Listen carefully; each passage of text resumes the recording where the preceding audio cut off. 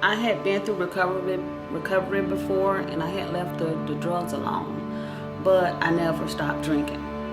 So the drinking got really bad, and I relapsed, and I lost my son, I lost my home, I lost my car.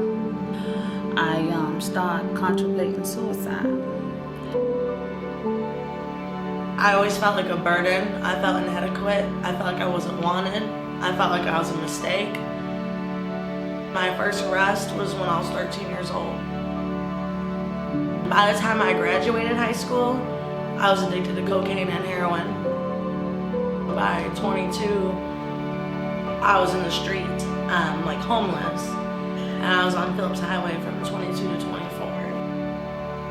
My only goals in the day were to stay out of jail and to get money. And if I died, I really didn't care. So one night I fell to my knees and I asked God for a second chance. I remember out there in the streets, I started feeling this feeling that God was there for me and that He was watching me and that He was comforting me through everything, even through all the pain, through all the bad dates, being in the streets. I felt His presence there, and I used to make pacts with God that I would get out of that life eventually. I knew that there had to be something more out of my life than being a prostitute on Phillips Highway, and I started praying to God a lot, and I knew He was going to get me out of it, out of the situation. I just didn't know how. I didn't know how. I had a friend, he had seen an article of Grace Ministries in the newspaper, and he basically described about these women that help women that suffer from alcohol and drug abuse get their life back.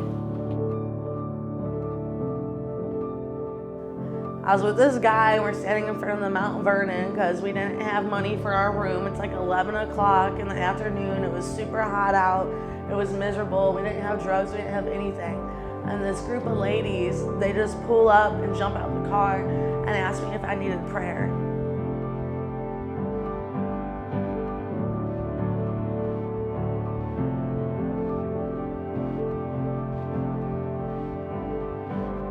I reached out to them and I called, and they told me I had to make it to Jacksonville. So I made it to Jacksonville about a couple of weeks later after the call. I was so sick when I came in, and the ladies helped pay for my prescriptions. They encouraged me. They took me to church with them.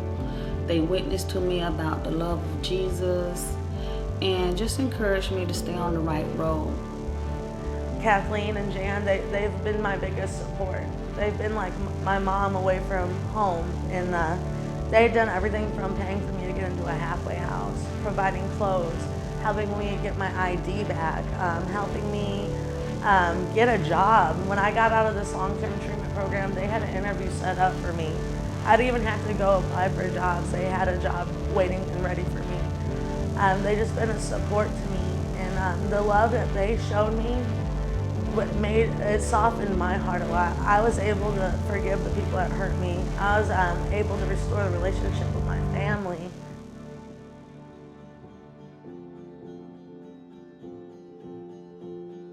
Dear Stevie, I hope when you receive this letter, it finds you in good health and doing well. Thank you for your letters, big smile, for the unexpected bits of delight and encouragement that fills me with a great sense of hope. I spoke with Kathleen and things are going well. I thank the Lord each day for the both of you.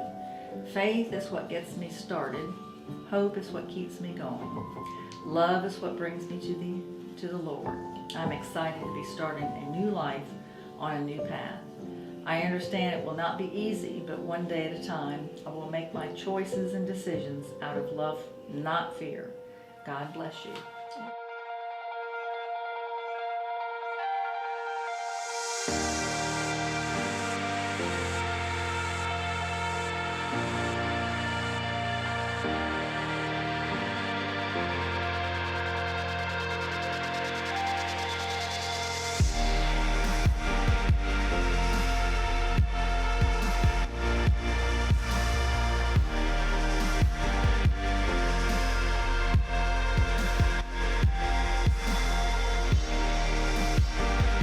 who else just goes to the streets and just reaches out to people? Just like Jesus, they came to the least of these. I was once the least of these, and they came to me, and they do everything from letter writing women, picking women up from jail, just giving people hope. This is their passion. They love doing what they're doing. The funds go into helping women like me, like I said, prescriptions, medical, dental. They even help you get clothes for your first interview. And if you have that compassionate spirit and want to volunteer with them when they go on the streets and minister to these women, which is very brave in itself, that shows you the passion, then I strongly encourage that.